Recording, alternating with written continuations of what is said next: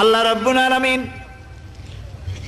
কোরআনে কারীমের ভিতরে নবীজির নাম একটি বারের জন্য নাম ধরে তাকে ডাকেন নাই, বরং তিনি বলেছেন তোমরা পরস্পর পরস্পরকে যেভাবে নাম ধরে ডাকাডাকি করো আমার নবীকে সেভাবে নাম ধরে ডাকবে না। আল্লাহ নিষেধ করেছেন আমার নবীর নাম ধরে ডাকবে না। সুবহানাল্লাহি ওয়া বিহামদিহি।